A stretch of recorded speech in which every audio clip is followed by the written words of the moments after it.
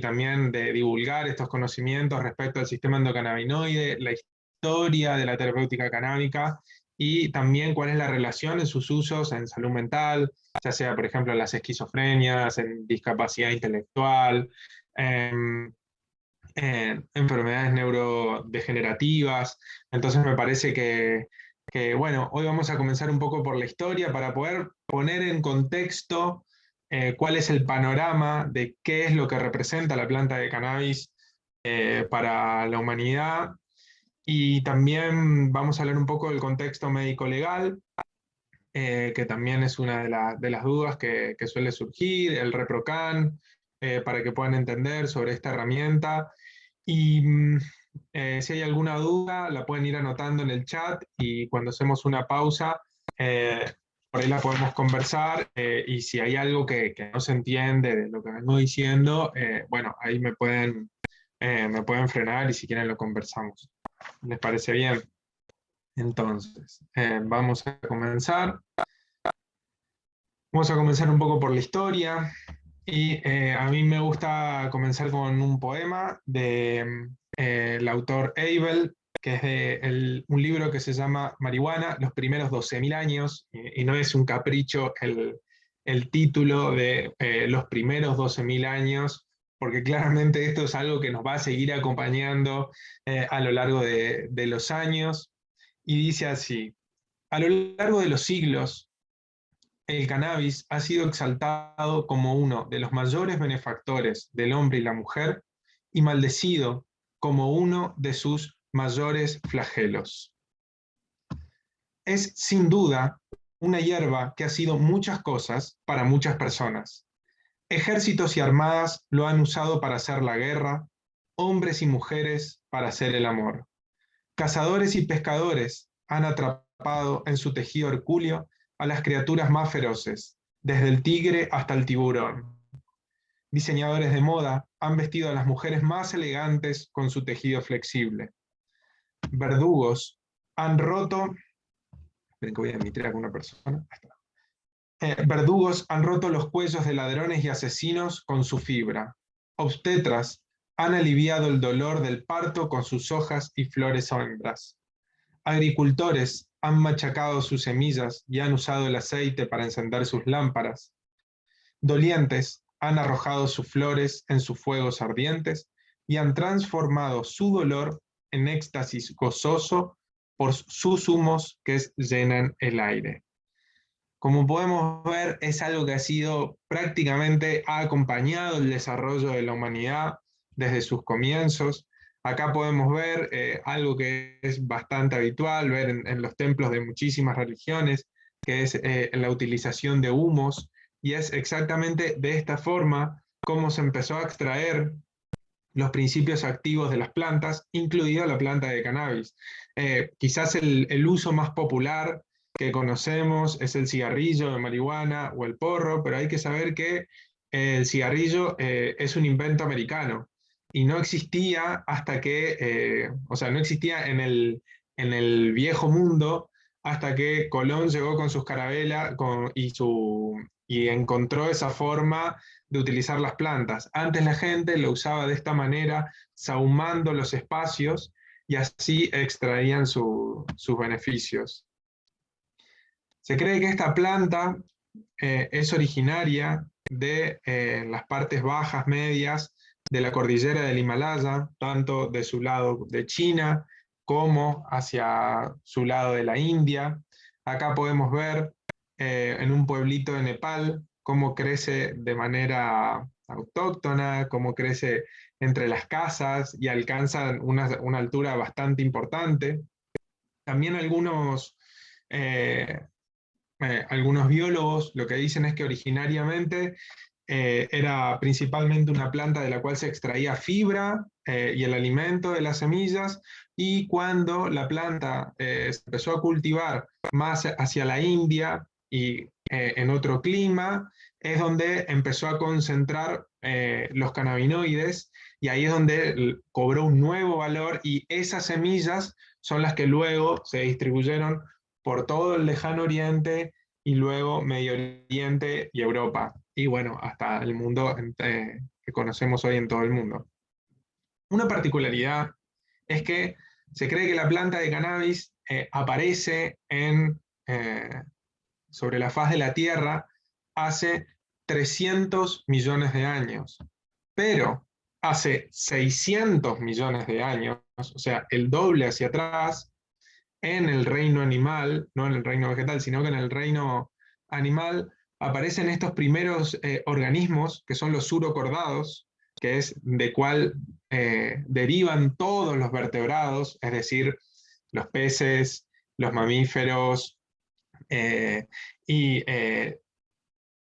aquí nace el sistema endocannabinoide en los animales, que son moléculas que son muy, muy, muy parecidas a las que 300 millones de años luego íbamos a encontrar en la planta de cannabis. Entonces, ¿cuál es la explicación de por qué en los animales hay moléculas que son tan similares a las moléculas de las plantas?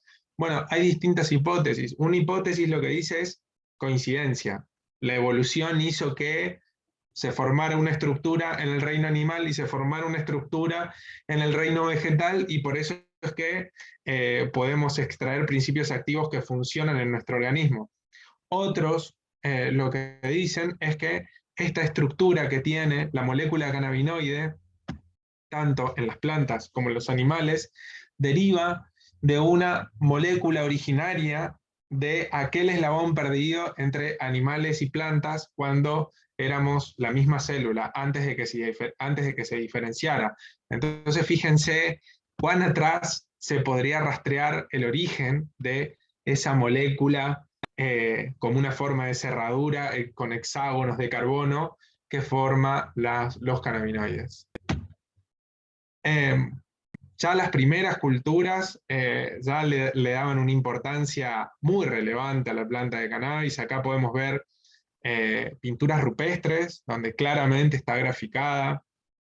El registro más antiguo que hay de que se hayan encontrado restos o semillas de cannabis es de el 8000 a.C., que se encontró en las islas Oki, en Japón. Y fíjense que si hablamos 8000 a.C., estamos hablando antes de que se descubra la agricultura. Es decir, que la gente guardaba las semillas y sin saber que eran para plantarse. Entonces, digamos, o sea, realmente es algo que nos antecede y que la humanidad le viene dando importancia y que vamos descubriendo cuál es su uso y su relevancia a lo largo que van avanzando las épocas. El primer registro de su uso medicinal o terapéutico lo tenemos en el herbario de Shen Nun. Shen Nun fue un emperador chino que se lo conoció como el padre de las plantas. ¿Por qué? Porque Shen Nun se encargó de hacer catálogos y manuales de todas las plantas que crecían en el imperio chino y explicar cómo era su forma de cultivo, cuáles eran sus usos, y obviamente clasificó a la planta de cannabis, a la cual llamó Ma Fen en chino, y es interesante lo que plantea, porque dice, sobre la hierba, dice, es acre y equilibrada. Acre es ese sabor agrio, amargo, que se puede llegar a saborear si alguno prueba una flor de cannabis.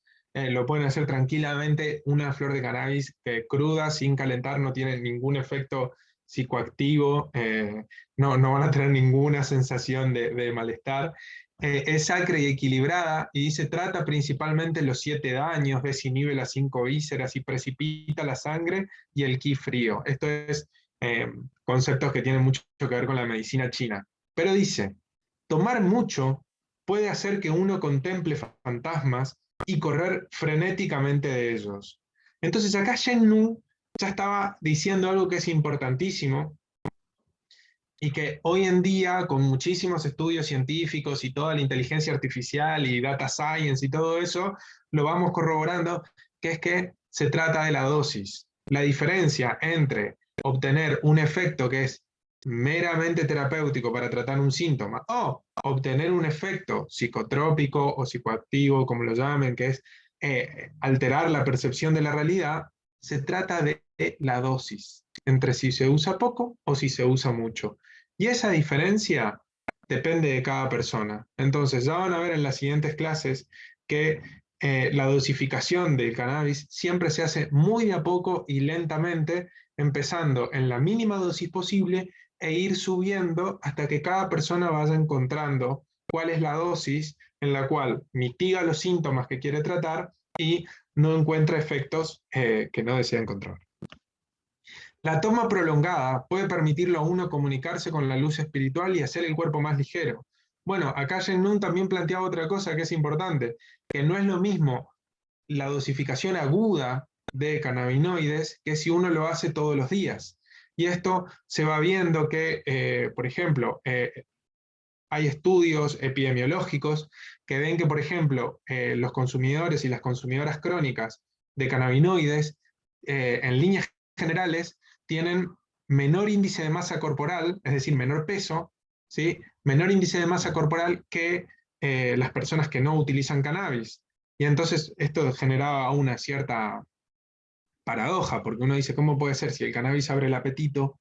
¿Cómo puede ser que sean personas estadísticamente más flacas? Y esto hoy en día se va viendo que es que los cannabinoides aumentan el metabolismo de grasas y glúcidos, y entonces acá Shen Nun ya escribía sobre esto. Y otro dato que tira Shen Nun es sobre las semillas. Dice, la semilla es dulce y equilibrada, principalmente complementa el centro y aumenta el ki, y la toma prolongada puede hacer que uno sea gordo, fuerte y nunca senil. Fíjense que es importante esto sobre la fortaleza. Acá cuando dice gordo quizás se refería a sano y nunca senil, es decir, que evita eh, enfermedades neurodegenerativas. ¿Y a qué se refiere esto? Bueno, precisamente la semilla de cannabis tiene una relación entre omega 6 y omega 3 que es 1,4, o sea, 1 de omega 3, 4 de omega 6, y particularmente eso es lo que hoy la Organización Mundial de la Salud 2022 dice que es las proporciones adecuadas para una alimentación saludable que evita enfermedades neurodegenerativas. Entonces, fíjense cómo incluso ni siquiera estamos hablando de la flor de cannabis o sus hojas, sino cómo sus semillas pueden tener una utilidad para lo que es la nutrición correcta de la población, lo que es evitar enfermedades neurodegenerativas. Entonces, espero que el Estado también vaya avanzando en esto y que cada vez este derecho vaya acercándose a las personas. Claramente la nutrición y la malnutrición son problemas que acusa mucha gente hoy en día en nuestro país. La medicina ayurvédica también, 1600 antes de Cristo, le ha dado muchísima importancia a la planta de cannabis. Fíjense que directamente Shiva, que es una de sus deidades más importantes, bueno, creen que Shiva vive en la hoja de la planta de cannabis, o sea, esa es su residencia. O sea, fíjense la importancia que le da. Y si quieren investigar más sobre los distintos preparados ayurvédicos con plantas de cannabis, les recomiendo esta publicación de Chopra, de la OMS, de la década del 50, que se encarga de recopilar todos los usos ayurvédicos de medicina tradicional en la India que utilizan cannabis. El pueblo egipcio lo tenía, pero de pe a pa a los cannabinoides, lo utilizaban de muchas maneras, incluso hasta tenían desarrollados colirios para tratar afecciones oculares o también infecciones del oído. El pueblo árabe también conocía sobre sus propiedades.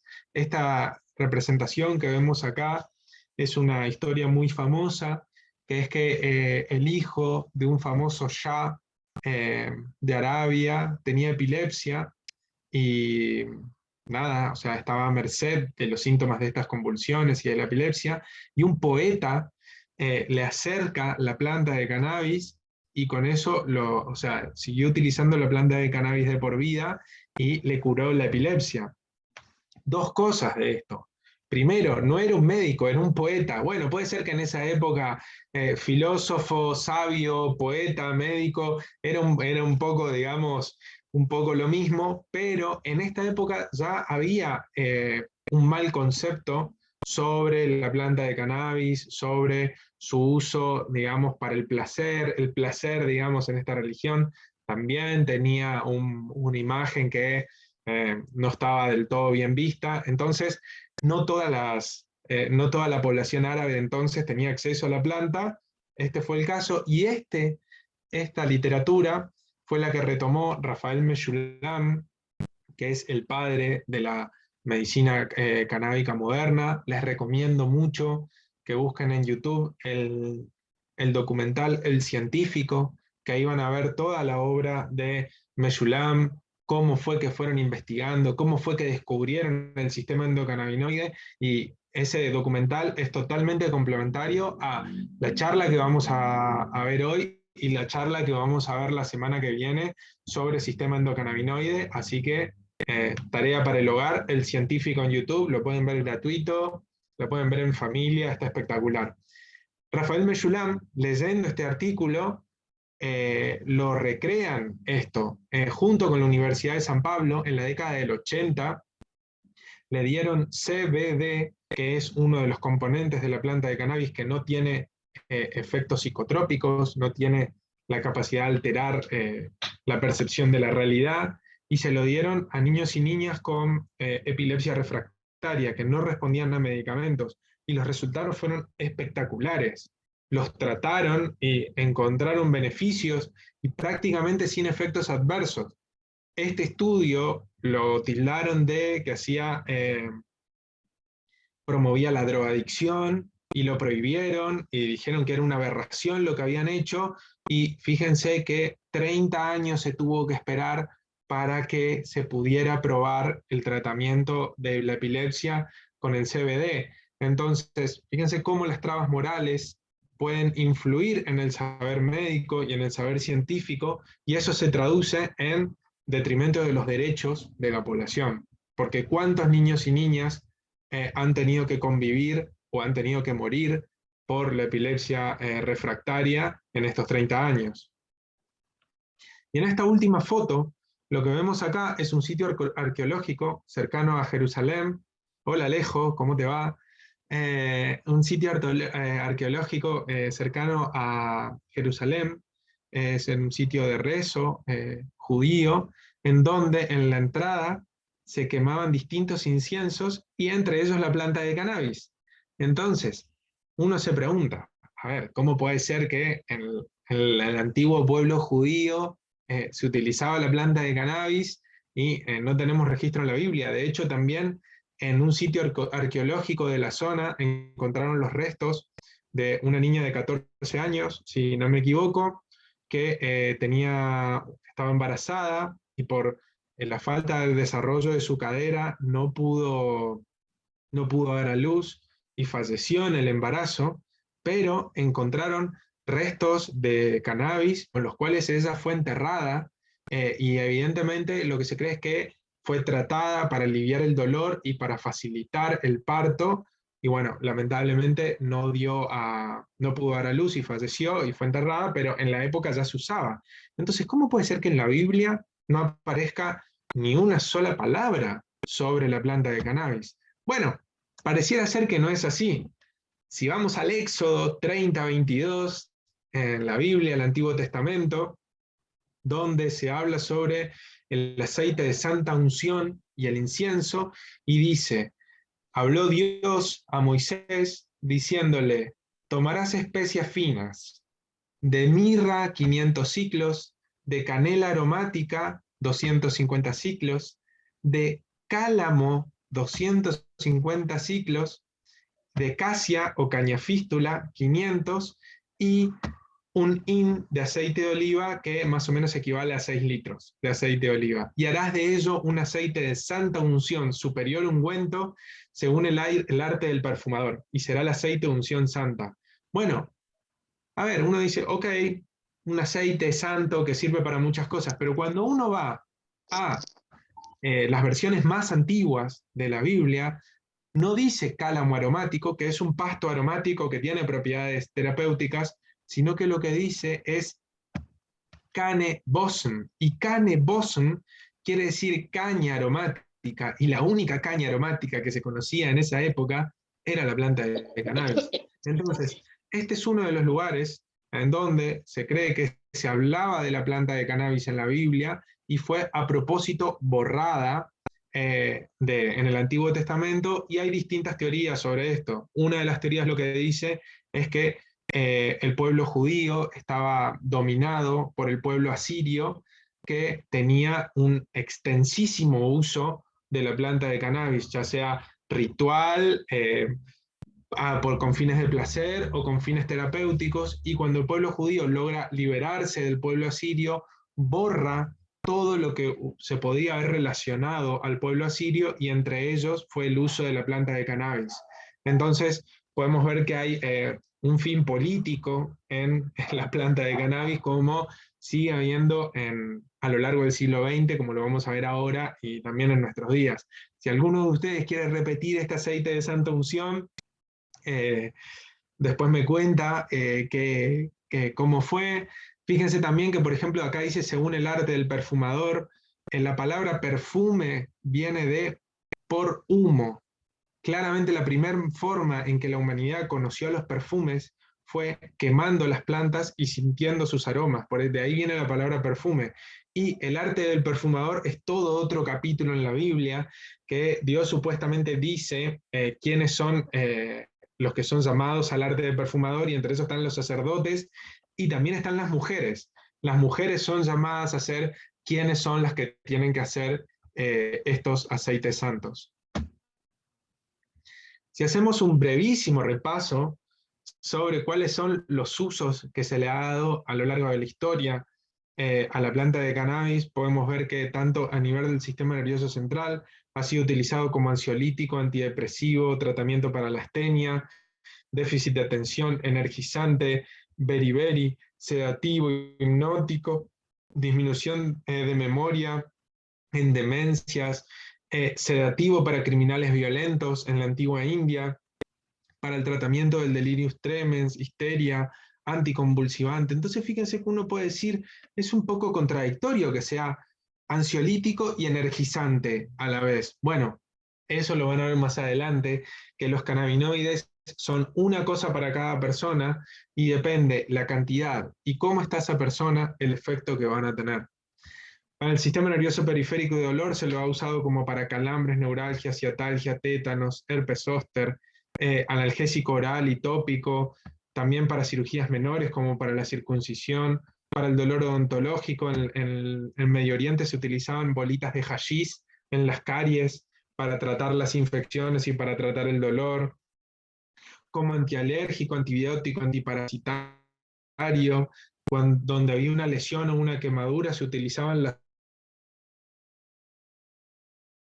antibiótico.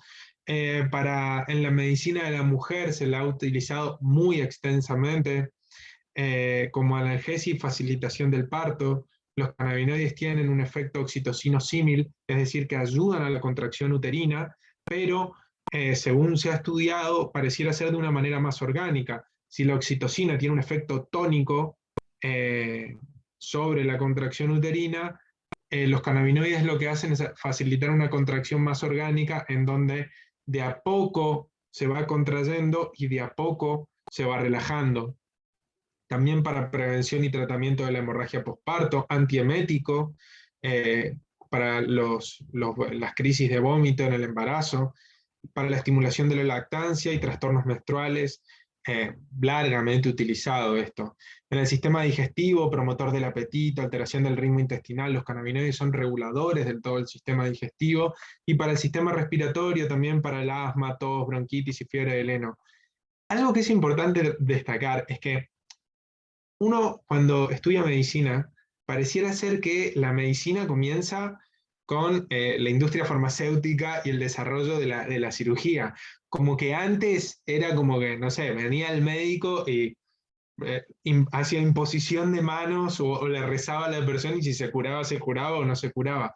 Bueno, realmente la medicina estuvo muy, pero muy desarrollada antes de que se desarrollaran los fármacos, con la utilización de las plantas. De hecho, la mitad de la farmacopea que podemos encontrar en la farmacia hoy en día son moléculas que derivan de las plantas.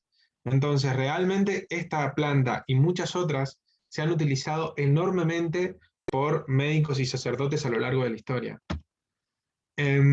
Si vamos un poco más hacia la cultura occidental, en Europa ingresa los cannabinoides y la planta de cannabis a través de un adelantado inglés que estaba en la India, que fue Sir William Brooke O'Shaughnessy, quien vio que en la India se utilizaba para un montón de cosas, entonces se lo llevó a Inglaterra, hizo prueba primero en perros, luego en adultos y niños, descubrió que era seguro y que era útil para tratar dolores reumáticos, convulsiones, rigideces por tétano, rabia, convulsiones infantiles, diarrea por cólera y delirium tremens. Insisto, una época pre-fármaco todo esto.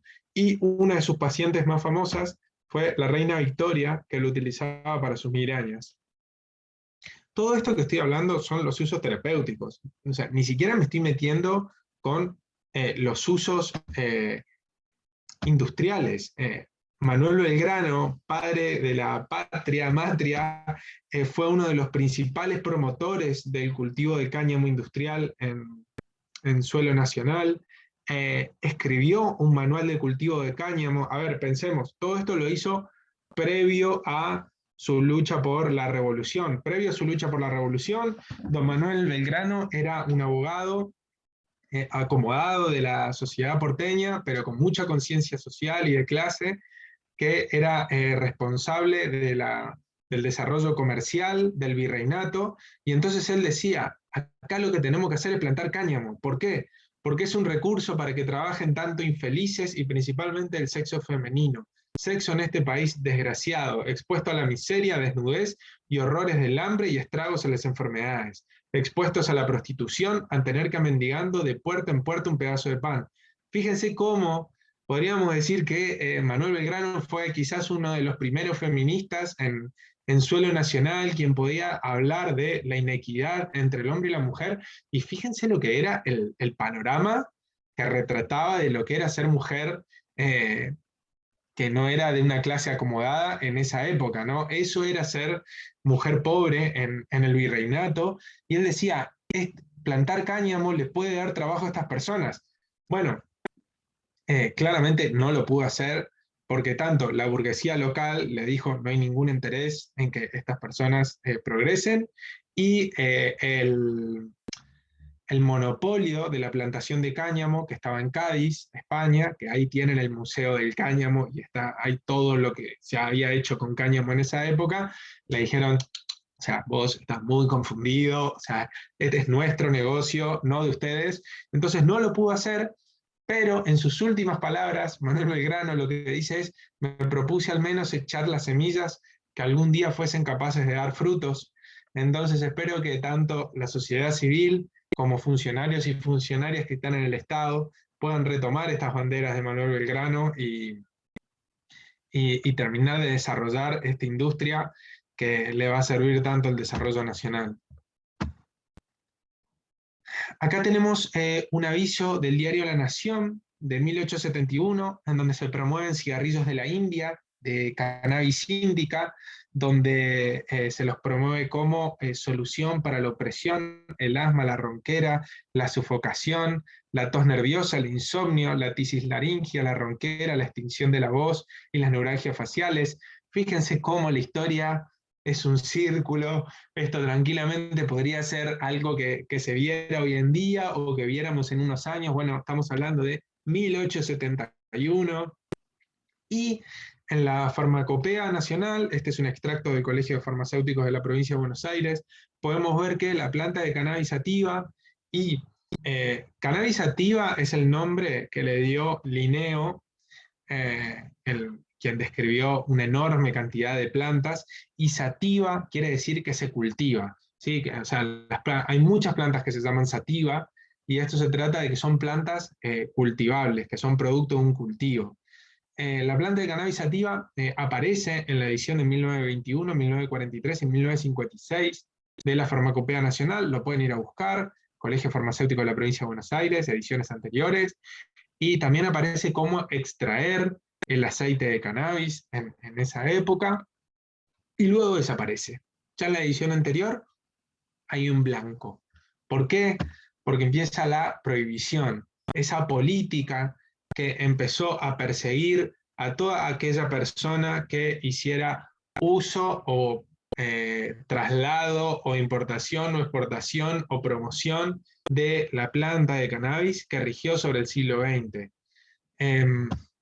Si vemos un poco, todo esto nace en 1914 con la Harrison Act, que fue la primera ley estadounidense que empezó a regir qué se podía hacer y qué no se podía hacer con las sustancias. Pensemos un poco en 1914, una época en la que la clase política dominante de Estados Unidos, bueno, hoy en día también, pero mucho más en esa época, era una clase alta, blanca, caucásica, protestante, que tenía un concepto muy puritano sobre lo que se podía hacer y lo que no se podía hacer. Entonces empezó a prohibir todo aquello que se consideraba que hacía mal, entre ello el alcohol, ¿sí? Que luego se terminó prohibiendo. Así como en 1914 se da esta ley, en 1919 aparece el primer decreto en el suelo nacional que dice, bueno, si van a empezar a traerlo, hay que declararlo, empieza a limitar su importación sin declaración. Antes de eso se vendía lícita e ilícitamente. Y todo esto empieza, fíjense que estamos hablando de una época post-epidemia de fiebre amarilla, entonces el higienismo, la defensa social, era como un argumento que se utilizaba casi para muchas cosas en esa época. Y en Estados Unidos se hace la prohibición del alcohol, que rápidamente fracasa, y ahora vamos a ver por qué fracasa, y todo ese aparato político y económico que tenía la persecución del alcohol pasa directamente hacia perseguir las otras sustancias que son el opio, el cáñamo y la cocaína. ¿Por qué? Porque esto tiene una connotación desarrollista y racista. Racista, ¿por qué? Porque esto le dio la fuerza de policía a poder perseguir a la población latina estigmatizada con el uso del cáñamo, que de hecho se le empezó a llamar marihuana. La palabra marihuana no existía hasta esta época y se la creó para asociar a la planta de cannabis a la población latina y de así poder empezar a hacer allanamientos, persecuciones y encarcelamientos a la población latina, a la cocaína, y con esto se perseguía a la población afroamericana, y el opio, y con esto se perseguía a la población oriental. ¿Y por qué digo desarrollista? Porque al prohibir la fibra de cáñamo, que recuerdan que hablábamos el monopolio de Cádiz y todo eso, liberó el mercado a el nuevo producto estrella que tenía el laboratorio DuPont, que era el nylon. ¿Sí? Ese hilo hecho de petróleo que al estar prohibido el cáñamo empezó a inundar todos los comercios y hoy en día inunda todos los océanos y tenemos los océanos llenos de microplástico. Este fue uno de los motivos por los cuales se explotó el comercio y el desarrollo económico de Estados Unidos, también el papel celulosa, prohibiéndose el papel de cáñamo, todos los borradores de la Constitución estadounidense fueron hechos en cáñamo, y al estar prohibido el cáñamo, la hoja de celulosa empieza a tener libre el mercado, y bueno, otros factores más.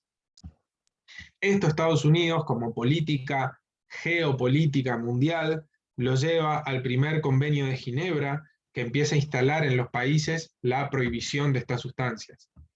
Todo esto basado en propaganda. Podíamos ver que la marihuana abre la puerta a las otras drogas. Asesino de la Juventud, esta es una película, fíjense que se decía que aquellas mujeres blancas que fumaban marihuana de repente podían empezar a ver con mejores ojos a músicos negros de jazz y ser violadas por estos músicos, cito textual, ¿sí? Lo que el Estado estadounidense decía en la época. Acá podemos ver una foto que salió en los medios de un criminal asesino terrible que luego de haber fumado marihuana se había transformado en este monstruo. Y obviamente, replicado acá en Argentina, tenemos una película argentina que está para verla entera en YouTube si quieren, que se llama Humo de Marihuana, y que también hacía una propaganda de estigma sobre esto. Y esto sin ningún respaldo científico. El primer estudio que tenemos es la Comisión de Drogas de Cáñamo de la India, que los adelantados estadounidenses en la India dijeron que el uso moderado no produjo ningún efecto perjudicial y que el uso excesivo indica e intensifica inestabilidad mental, básicamente lo que estamos diciendo hoy, 2020, que el uso moderado no produce daño moral en absoluto, que investigaciones del Canal de Panamá, o sea, lo que vieron es que cuando se estaba haciendo el Canal de Panamá, los soldados estadounidenses empezaron a utilizar cannabis que se cultivaba en la zona y que vieron que no tenía ninguna repercusión sobre la salud, que no era adictivo, pero que sí era perjudicial para la disciplina militar. Entonces acá vemos que también es otro enunciado interesante, que para todo lo que sea la disciplina, por ahí el uso cotidiano de cannabis no sea el mejor aliado, lo cual también quizás por eso es que el movimiento hippie de la época estaba en contra de la guerra también, y que el informe La Guardia, que cuando comienza la prohibición, el alcalde de Nueva York, La Guardia, pide un informe interdisciplinario, farmacológico, psicológico, sociológico, sobre qué era la marihuana y qué era lo que hacía, y descubrieron que los usuarios referían bienestar, que no crea adicción, que no conduce a la adicción de otras sustancias y que no juega un papel determinante en la realización de crímenes. Obviamente esto la CIA lo cerró bajo 50 llaves porque los intereses patrióticos necesitaban que estuviese prohibida esta sustancia y no vio la luz hasta muchas décadas después.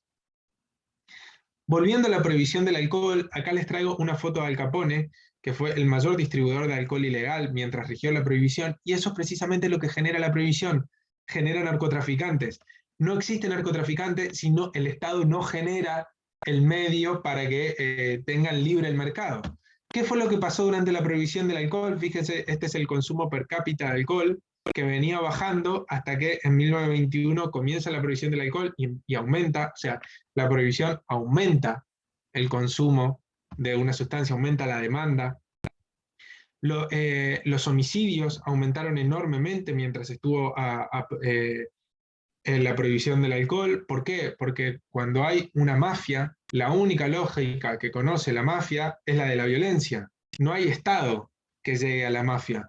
Entonces, también aumentaron los homicidios y eh, este es el porcentaje de venta de bebidas espirituosas, es decir, aquellos destilados que tienen mayor concentración de alcohol, sobre la total de venta de alcohol. Y fíjense que mientras estuvo prohibido, el alcohol que se vendía tenía muchísimo mayor concentración de alcohol, y eso es precisamente también lo que pasó con el cannabis. Bajo la prohibición, las cantidades de THC crecieron enormemente, con fines, digamos, que un menor gramaje contenga una mayor actividad y así facilitar la distribución. Entonces, lo único que ha hecho el Estado prohibiéndolo es perjudicar la salud de las personas. De hecho, esto se llama la paradoja de la prohibición, que es de John Marx. Otra lectura súper interesante, un libro sobre drogas, El gato y la caja, lo recomiendo enormemente, que lo que dice es que tanto la prohibición como la promoción de una sustancia lo que hacen es que aumente la oferta y la demanda. Y lo único que hace que esta parábola baje es que haya una regulación y un abordaje desde la salud pública. Entonces, podemos decir que la prohibición y la guerra contra las drogas representan una clara violación a los derechos humanos. Criminaliza a usuarios y usuarias y no a los traficantes.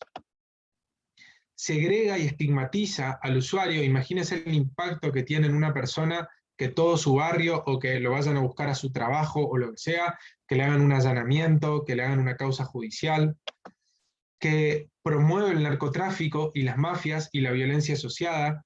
Claramente para la gente que vive en barrios populares, en barrios que se encuentran en situación de emergencia, son la salida laboral más fácil que encuentran, allí donde el Estado no llega, es lo que le ofrece la mafia, son los niños y niñas que empiezan a conocer, digamos, una enorme cantidad de dinero a raíz de trabajar para la mafia, la cual no ven ni un solo peso porque todo eso se lo terminan consumiendo en las sustancias ilegales que en el barrio circulan, y el enorme impacto que tiene esto en la sociedad, y si uno por ahí le propone, si no, bueno, tenés que conseguir un trabajo digno, lo que sea, donde le pagan 1.000 pesos por día, en el mejor de los casos, eh, bueno, no hay nada que pueda competir contra esto. Como les decía antes, somete a usuarios y usuarias a sustancias más nocivas, aumenta los homicidios, empeora el acceso a la salud y la atención brindada, porque ¿quién va a ir a una guardia a decir, sí, qué tal, yo tengo un problema, consumo cocaína, consumo marihuana, consumo esto, consumo lo otro? Sí, o sea, se va a hacer, ¿qué piensa? Que, o que lo van a meter preso, o que le van a armar una causa, o que en el mejor de los casos le van a decir, no, nosotros acá adictos no tratamos. Hay un montón de hospitales que le niegan la atención a personas que son usuarias de drogas y le dicen, no, vos lo que tenés que hacer es ir a una comunidad terapéutica. Tiene un marcado sesgo racista y de clase y restringe el acceso a información a usuarios y profesionales de la salud. Hay un montón que no sabemos y no lo sabemos porque se nos ha prohibido, porque durante un siglo entero no se ha podido investigar sobre esto. Como les decía, luego del Convenio de Ginebra, Estados Unidos logra en la ONU la Convención Única sobre Estupefacientes de 1961-1972, en donde hace que todos los países adopten la prohibición y al país que no adhería no se le generaban préstamos. Entonces fíjense la coerción que ha generado que tantos países en el mundo adhieran a la prohibición, incluido nuestro país, que ya en 1968, luego de esta convención, empieza a tener la primera ley que pena la tenencia. Y en 1974 se pena la tenencia para consumo personal, y en 1989, si no me equivoco, es la última versión de la ley de drogas que aumenta las penas. Entonces, fíjense por qué digo que todo preso es político. 1968, esto sucede durante la dictadura de Onganía, un gobierno militar donde se empezaba a instalar el modelo neoliberal en nuestro país. 1974, el Congreso de López Rega genera esta ley donde se empieza a perseguir la tenencia por el consumo personal porque decía que la drogadicción era una forma de subversión. Para que tengan idea, esta ley que penó el consumo personal se votó 2 días antes que la ley antisubversiva en la Argentina. Es decir que tanto a un estudiante se lo podía perseguir por si tenía una flor de marihuana en el bolsillo o por si tenía un libro con la palabra Cuba en la mochila. Eh, la ley antisubversiva en la Argentina fue totalmente erradicada y hoy nos parecería una aberración que alguien vaya preso por un libro, pero sin embargo, a las poblaciones que son el blanco, insisto, de esta política racista, que es la prohibición contra las drogas, es decir, o sea, ¿cuál es el, el estereotipo de la persona que es hoy más perseguida por la ley de drogas en la Argentina? Es decir, las que más causas tienen? Varón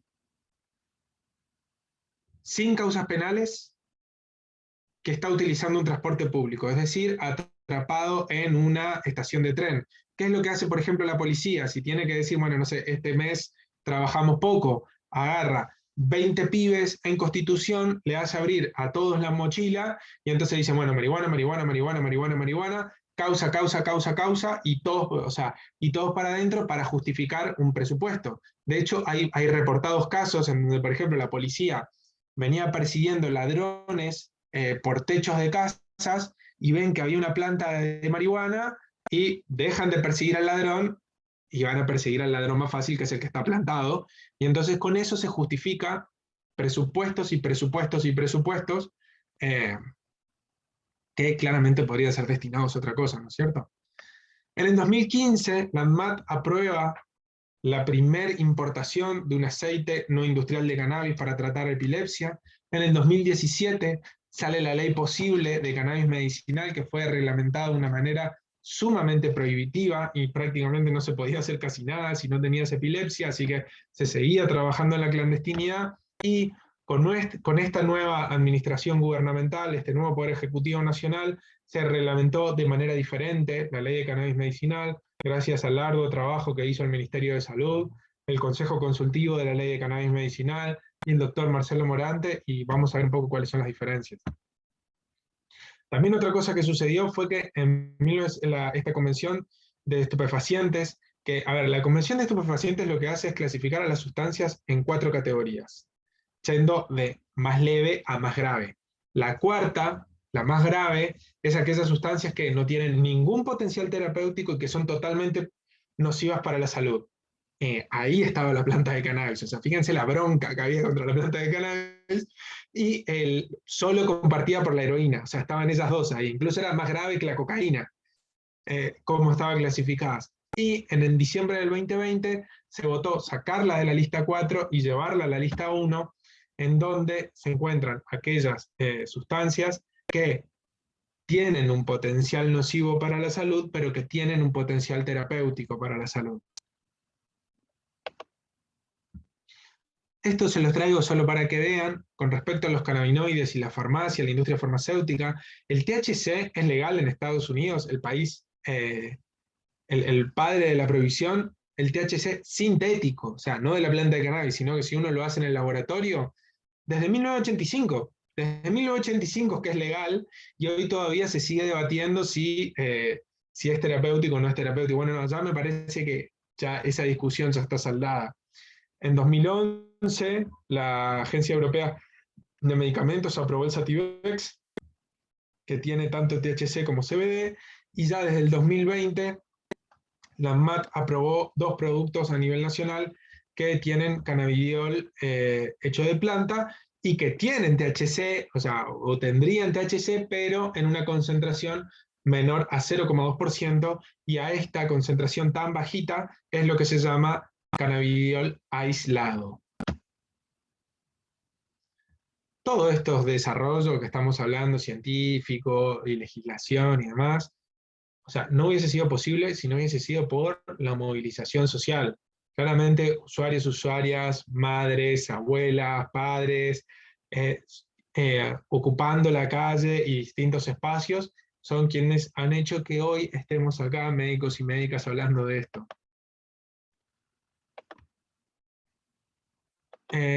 La nueva reglamentación de la ley de cannabis medicinal, ¿sí? Esa reglamentación que ha hecho el nuevo Poder Ejecutivo Nacional, número 1, no restringe patologías. No dice se puede utilizar para esto, sino que eso está a criterio del profesional.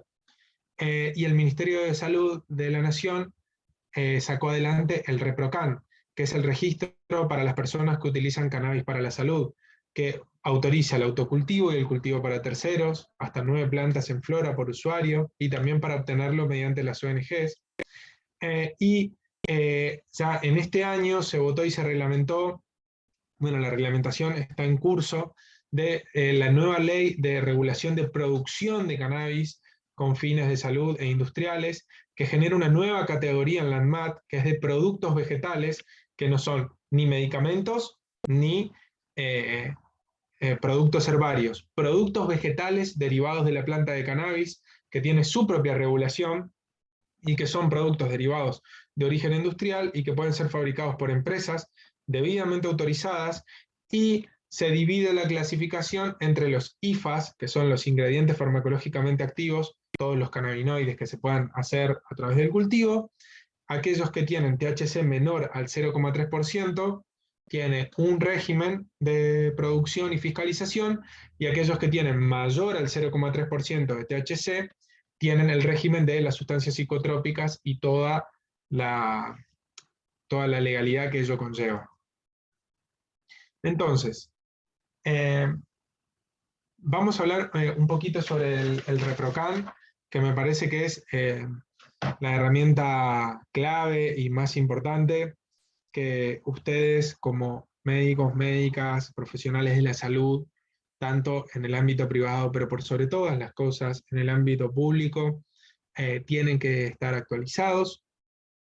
El ReproCan es una herramienta de registro mediante el Sistema Único de Servicios de Salud, el SISA, en el cual un profesional de la salud que tenga la facultad de prescribir, ya sean médicos, médicas, odontólogos, odontólogas, pueden indicar a una persona derivados de la planta de cannabis por medio del autocultivo, ¿sí? Es decir, que se lo puede plantar en la casa, o que puede elegir a un tercero para que se lo cultive, o que puede elegir a una organización no gubernamental, una ONG, para retirarlo de la ONG. Y estos productos van por fuera de esa reglamentación de ANMAT de 0,3% de THC, menos, van totalmente por fuera. Todo lo que sea por dentro de ANMAT, es decir, aquello que tiene un fin comercial farmacéutico, tiene un régimen de fiscalización que se tienen que cumplir las buenas prácticas de cultivo, que es toda una serie de pasos nomenclados de cómo tiene que ser un cultivo, y luego tiene que ser elaborado con,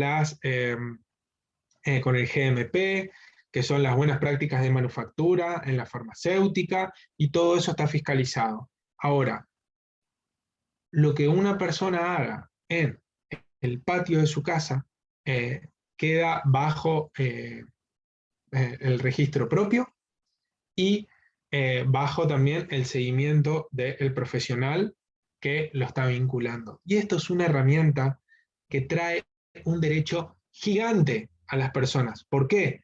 Porque esta herramienta entra en conflicto con esa maldita ley de drogas que yo les había mencionado.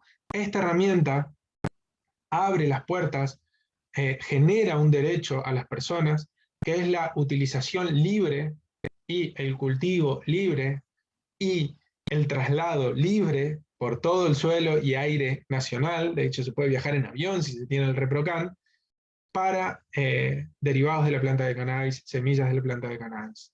Entonces esto es importantísimo y es una facultad que nos ha sido otorgada a los profesionales de la salud, y es importante que seamos responsables con esta herramienta. Y hago énfasis en los efectores de la salud pública, porque hoy por hoy, en la mayoría de los casos, continúa siendo este derecho un privilegio de aquellas personas que pueden acceder a una consulta particular y pagarle a un médico o una médica para que lo vincule al ReproCan. Y es importantísimo que esto suceda en los efectores públicos de salud para que sea democrático y que aquellas personas que no pueden costear una consulta particular también puedan gozar de este derecho. Esta es la portada de la página del ReproCan, que es reprocan.msal del Ministerio de Salud.gov.ar. Una vez que el ReproCan se sustenta en la Ley de Cannabis Medicinal 27.350, en su artículo 8 y en el artículo 5, en la reglamentación nueva del Ejecutivo Nacional, y permite cultivar una superficie de hasta 6 metros cuadrados en interior o 15 metros cuadrados en exterior. ¿De cuánto? De la cantidad de plantas la indica el profesional, con un máximo de 9 plantas. ¿Qué plantas? Plantas que tengan flores. Un máximo de 9 plantas en flora. ¿Y las plantas que no están en flora? Bueno, plantas que estén en estado vegetativo se puede tener, pero es importante que no puede exceder estos límites. No pueden exceder los 15 metros cuadrados en exterior o 6 metros cuadrados en el interior.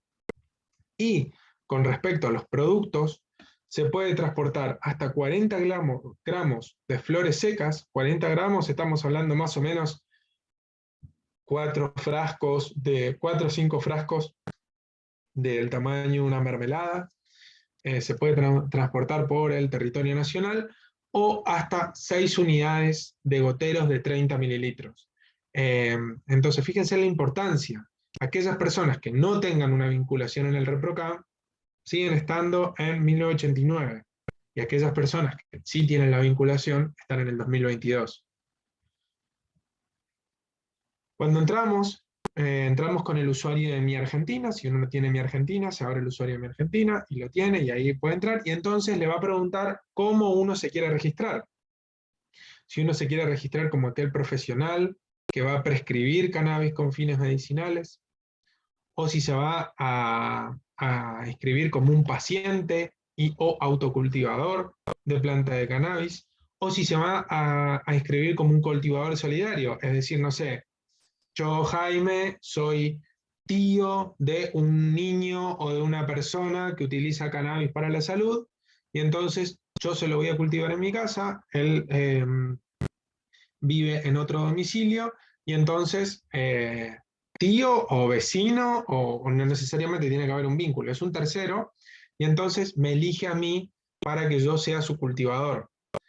O también puede ser un responsable, es decir, por ejemplo, en el caso de niños, menores o personas con discapacidad que no puedan dar su consentimiento, eh, digamos, la madre se puede inscribir como responsable, y entonces ahí se inscribe tanto el responsable como madre, padre, tutor o encargado, como al paciente.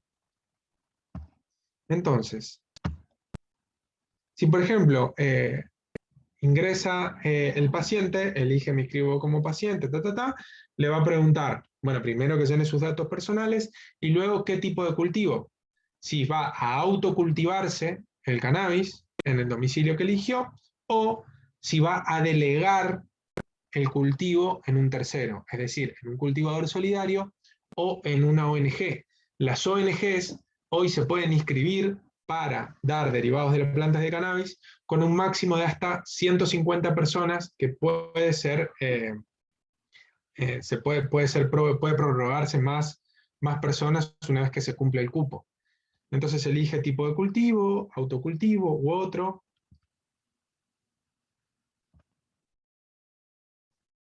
Y eso, cuando termina, le va a dar un código de vinculación a la persona. Este código de vinculación lo que tiene que hacer es dárselo al médico que lo va a vincular, para que el médico lo pueda buscar en el listado, elegirlo y cargar los datos necesarios, y ahí entra en periodo de evaluación, y si es aprobado ya está finalizado el ReproCam. Este código de vinculación también sirve si la persona eligió que se lo cultive un tercero, ya sea una ONG o un cultivador solidario, y es el mismo código de vinculación que se lo tiene que dar. Si en el caso, en vez de haber elegido paciente, se elige responsable, lo que tiene que hacer es, se completan los datos del responsable, se elige si es padre, madre, tutor o curador judicial. Fíjense que incluso un curador judicial puede anotar a su representado. Y si es un profesional, primero lo que tenemos que hacer es inscribirnos, ¿sí? Completamos nuestros datos, y ahí va a aparecer la plataforma que dice mis datos, mis trámites o vincular paciente. Mis datos, bueno, es obvio que son mis datos. Mis trámites es ahí para ver cuál es el estado de los trámites que ya cargué, si están a la espera de evaluación, si están aprobados o si están rechazados. O si voy a vincular un paciente, elijo este botón. Ahí, una vez que entro a vincular paciente, pongo el código que me dio él o la paciente, lo encuentro, lo elijo, y ahí tengo que cargar la información clínica, que es un resumen de historia clínica, cuál es el diagnóstico y las patologías asociadas, cuáles son los síntomas, cuál es el tratamiento para esto, cuál es la justificación de este tratamiento y cuál es el producto indicado, como por ejemplo puede ser flores de cannabis vaporizadas, aceite de cannabis alto CBD o aceite de cannabis. Acá uno puede aclarar o no aclarar según lo que considere mejor para ese paciente. Con respecto al cultivo, se elige la cantidad de plantas. Si ahí uno puede elegir 2, 3, 4, 9, un máximo de 9 plantas, y hay que cargar los archivos, que son un consentimiento informado y una declaración jurada, que lo tienen que completar y firmar ambas partes, es decir, profesional y paciente. Si uno atiende de manera remota, lo que tiene que hacer es cargar todo, mandarle al paciente todo completo con nuestra firma y todo eso, todos los datos del paciente. El paciente lo revisa, lo lee, y si está de acuerdo, lo firma, nos lo reenvía, y en formato PDF lo cargamos acá. Es importante saber que el consentimiento nos pide que nosotros aclaremos cuáles son los efectos esperados, beneficiosos, digamos, de la terapéutica. Entonces, en ese caso podemos poner mejorar los síntomas de consulta, y cuáles serían los efectos no beneficiosos de la terapéutica, y entonces ahí podemos poner todo un listado de aquello que se haya encontrado que le puede pasar a una persona, tanto para el uso de THC o de CBD, como si fuese como un prospecto, como las malas noticias. Pero me parece que es importante que si es un consentimiento informado esté bien completo, porque esto es una herramienta médico-legal, y que es importante que el paciente lo sepa y que ante cualquier duda pueda consultarlo. Obviamente uno puede poner un montón de cosas que se han reportado, digamos, no sé, psicosis, eh, somnolencia, alteraciones cognitivas o lo que sea, pero también es importante que le transmitamos al paciente de que no necesariamente estos efectos adversos tengan por qué sucederle a él o ella, porque esto tiene que ver también con quién es la persona, cuáles son sus antecedentes, y también cuál es la dosis. Muchos de los efectos adversos que han sido reportados ante un uso masivo, como puede ser, no sé, fumarse, no sé, un montón de porros, o comerse un brownie con una cantidad enorme de cannabinoides, y claramente eso no tiene por qué pasarle si el paciente respeta las indicaciones de dosificación cautelosa y paulatina que como profesionales vamos a hacer. Una vez que entramos, ahí como les decía, voy a la consulta de trámites y me va a aparecer, por ejemplo, nombre del paciente y estado aprobado, o en espera de análisis, o rechazado, y va a aclarar por qué ha sido rechazado. Una vez que ya ha sido completado, el paciente puede entrar y puede descargarse el certificado. Tanto puede descargar la declaración jurada que subimos, el consentimiento bilateral que subimos, y el certificado, que puede guardarse una copia en el celular, y si va a viajar por el territorio nacional estaría bueno que se lo tenga impreso. Hay algunos que hasta imprimen lo hacen en carnecitos, te imprimen el carnecito del ReproCam, pero bueno, no es que es un carnet oficial eso, pero es como para tenerlo así, queda, digamos, simpático.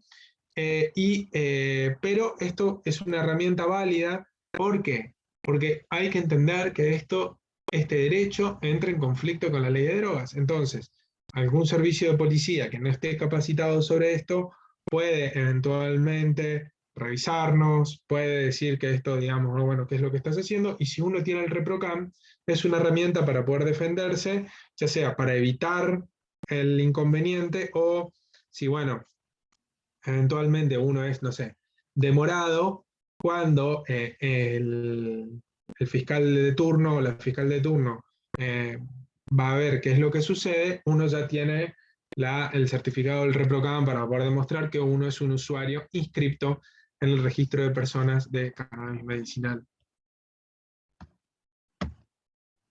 Si quieren más información sobre la historia, les recomiendo esto: Historia del cannabis como un medicamento, de Ethan Russo, o Cannabinoides y agentes terapéuticos, de Rafael Mellulam.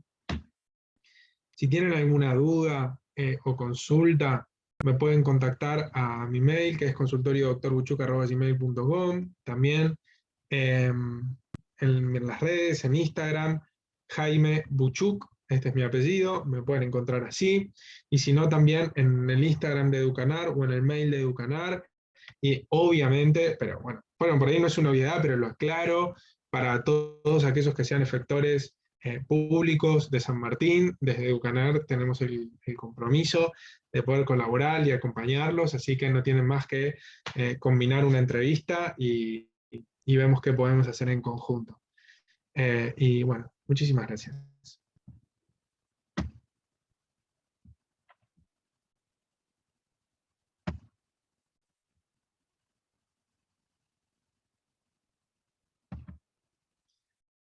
Vamos a ver si hay preguntas.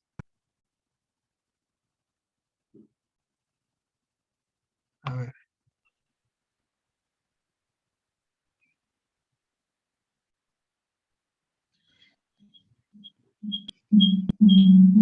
Acá Carlos nos aclara, dice: En medicina china, el sabor amargo trabaja sobre el elemento fuego, que para la medicina china es el cerebro y actúa sobre los vasos. Buenísimo, Carlos. Lo sumo esto a- al contenido. Rosato, consumo problemático, semillas, son muy usadas en la herbolaria tradicional china. Sí. En la época de los años 60 se vendían las semillas de cannabis en las pajarerías para alimentos de aves domésticas en jaulas. No recuerdo cuándo se dejó de vender. Datazo, buenísimo. ¿Podría facilitar alguna bibliografía que escriba sobre la mención de la planta al respecto? ¿Quién escribe? No entiendo esta pregunta, si la pueden aclarar. Muchísimas gracias por los comentarios. Eh, Gracias, gente, mil gracias. Eh, a ver. ¿Con semillas y esqueje se puede transitar igual que con flores y aceite? Bueno, esto también un poco está en reglamentación. En teoría, si uno tiene el ReproCan, tendría que poder hacerlo. Hay una publicación muy interesante de Reset, que es Reset Políticas de Drogas, que tiene 100 preguntas sobre el ReproCan y que me parece que lo aborda esto. Yo no quiero responderlo porque yo no soy abogado, entonces no quiero meterme en un campo que no es el mío, pero incluso ahora está en régimen que, como el INASE, el Instituto Nacional de Semillas, ya registró quimovariantes nacionales, está ya prontamente, quienes están registrados en el ReproCan van a poder comprar de manera legal estas semillas que están registradas. Eh,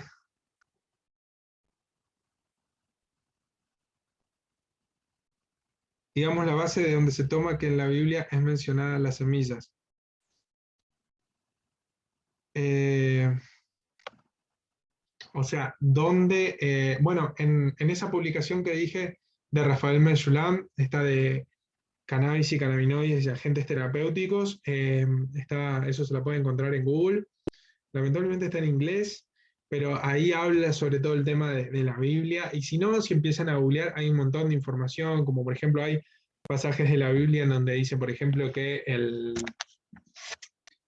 eh, ¿cómo se llama? El faraón, cuando estaba todo ese capítulo de los judíos escapando de Egipto y todo eso, el faraón se despertó y había tenido un sueño de un trigo de 7 espigas, entonces ahí también, digamos, como 7 es el número de, de espigas que tiene la hoja de cannabis.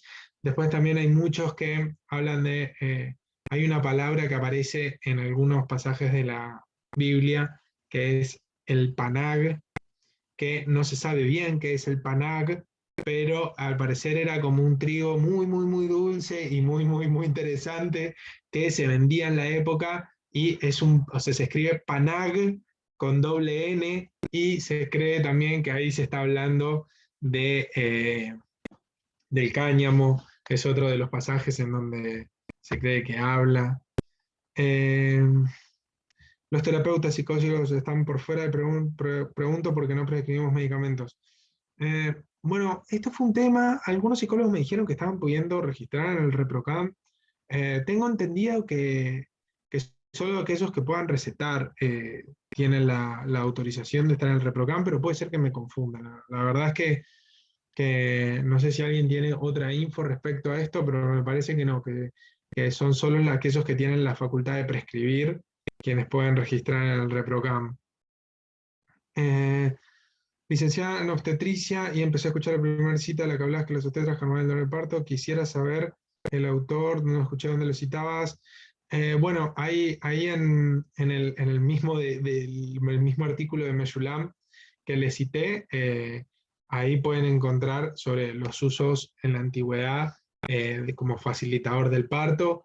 Y si no, también hay un montón de publicaciones pueden poner en PubMed, que es como el buscador así de búsquedas científicas, o sino también en Cielo, SC Hielo, que es el mismo, pero en la versión, o sea, no es el mismo, pero es como de artículos científicos subidos en español, y ahí pueden buscar cannabis, obstetricia, cannabis, parto, y ahí hay un montón de publicaciones que echan luz sobre esto. Eh,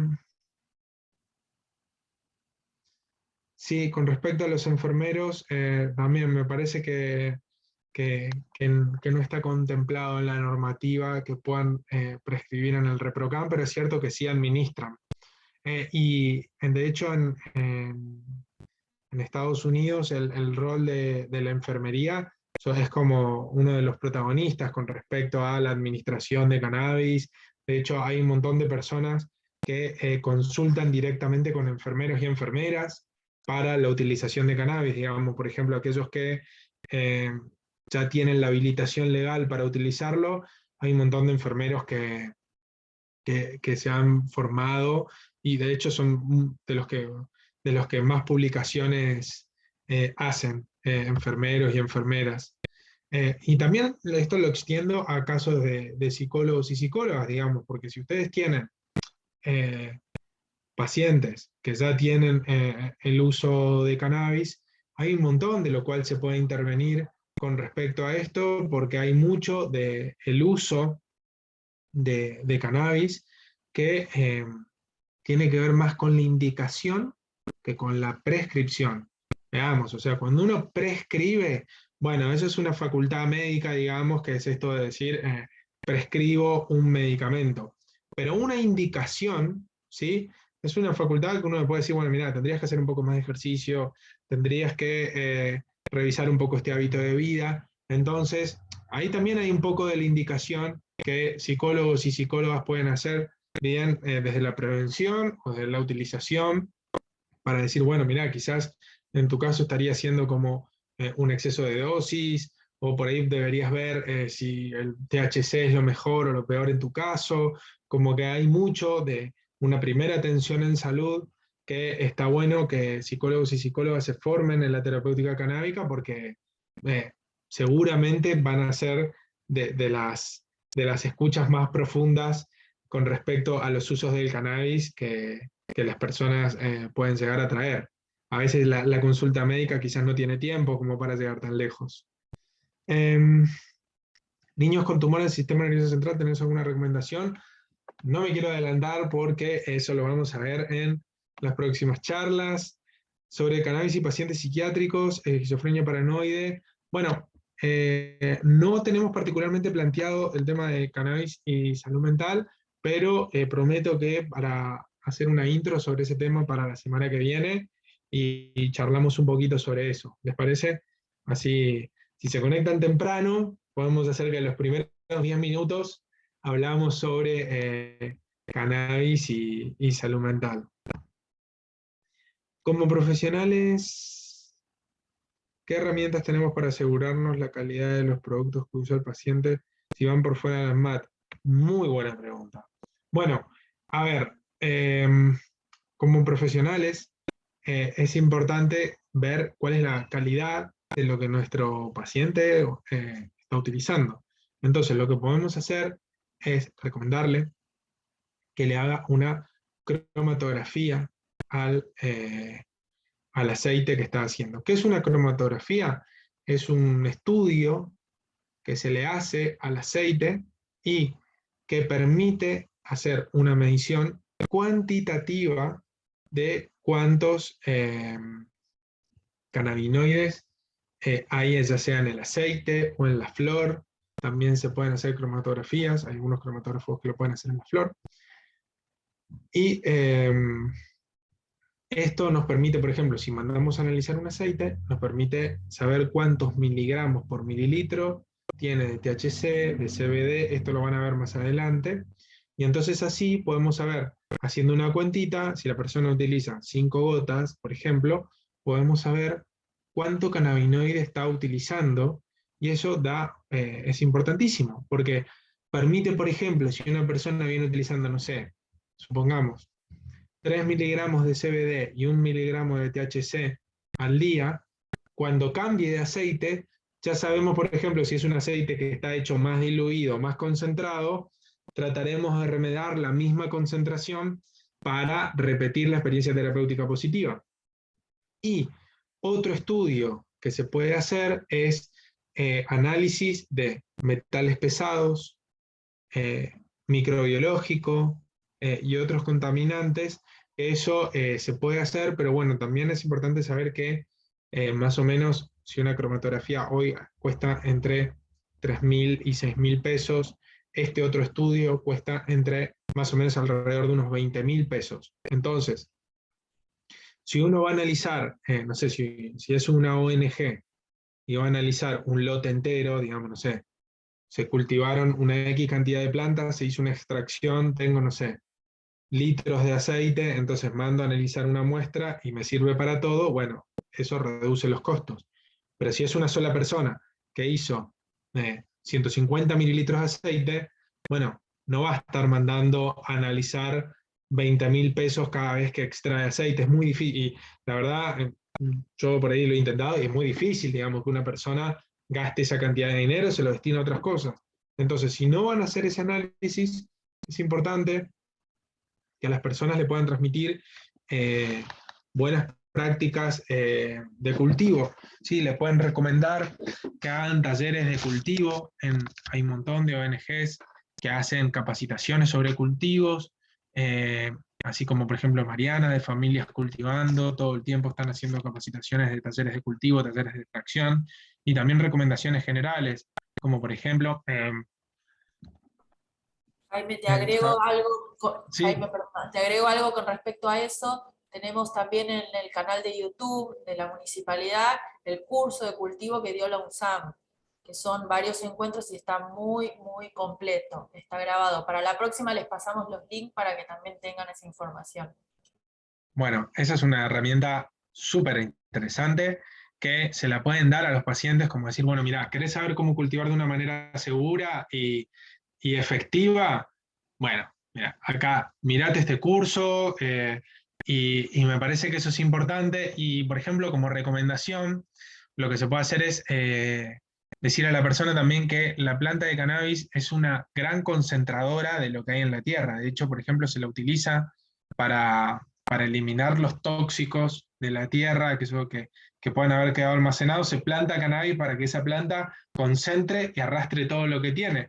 Entonces, si por ejemplo la persona va a cultivar en una lata donde había pintura, bueno, puede ser que eh, la planta concentre plomo y eso después se lo termina consumiendo. Entonces es importante que el recipiente tiene que ser un recipiente apto para el cultivo humano. También hay que saber que si el agua no es segura, porque ya sea porque tenga concentraciones de metales pesados o lo que sea, tiene que filtrarla, porque si no, al regar la planta, vamos a estar llenándola de plomo, por ejemplo, y eso la planta lo va a concentrar y después eso lo voy a terminar absorbiendo, porque por ahí la persona, no sé, se compra agua mineral para tomar, pero riega la planta con el agua de la canilla, y si el agua no es segura, eso, ya sea tenga una huerta o tenga cultivo de cannabis, se lo va a terminar comiendo. Entonces, eso es también, es importante que la persona lo sepa. Si va a utilizar fertilizantes o para control de plagas, también es importante que sean seguros, que sean orgánicos, ¿sí? Que no le esté agregando ningún componente a la planta que pueda ser nocivo para el consumo humano. Son como recomendaciones que me parecen que están bien si la persona no puede acceder a hacerle el análisis, ¿no? O también, porque es importante poder cultivar algo que no sea que después cuando vayan a analizarlo, nada, sea algo que al final no lo puede utilizar porque es nocivo. A ver qué dice acá. Para niños, bueno, esto es lo que ya leí. Eh, El CBD actualmente en venta por laboratorios tiene cobertura 100% como otro psicofármaco en pacientes con CUT y obra social. Bueno, el CBD que está disponible en las farmacias, que es CBD aislado, que es decir, que tiene THC en concentraciones menores al 0,2% de partes por volumen. La cobertura al 100% es disímil según qué cobertura tiene. Claramente si tiene certificado de discapacidad, eso favorece, pero tengo pacientes que tienen prepagas que sin diagnóstico de esquizofrenia se lo cubren al 100, perdón, sin diagnóstico de epilepsia se lo cubren al 100%, y hay otras prepagas u obras sociales que dicen no, solo para epilepsia refractaria la ANMAT lo aprobó por efilepsia refractaria, entonces no se lo cubrimos. Entonces, digamos, ahí es como toda una cuestión en donde hay que hacer, bueno, un resumen de historia clínica, hay que hacer un recurso de amparo y hacer todo ese proceso legal que sirve tanto como para que lo cubra esto o para, no sé, cuando una obra social o una prepaga le niega otro derecho a una persona que tiene certificado de discapacidad. A ver qué dice, lo importante es sostener el mismo procedimiento o el mismo cultivador, saber que las plantas tienen la posibilidad de sanar lo que el cuerpo necesita. Hablan muy bien del curso de cultivo, ahora me dieron ganas de verlo. Me surge la duda si el agua de canilla es apta para el consumo humano. Bueno, sí, pero depende de la zona.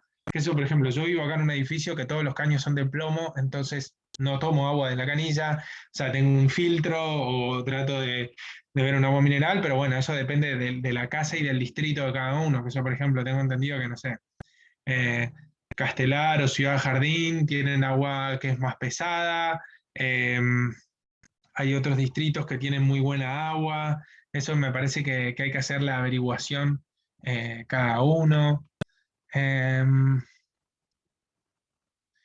Interesante, entiendo que la capacitación finalmente incluiría a todo el equipo de la salud. La cannabis terapia es un camino de paradigma de tratamiento convencional e incluirla como droga medicinal accesible a todo paciente que lo necesite. Ahí compartieron el link para los cursos. Y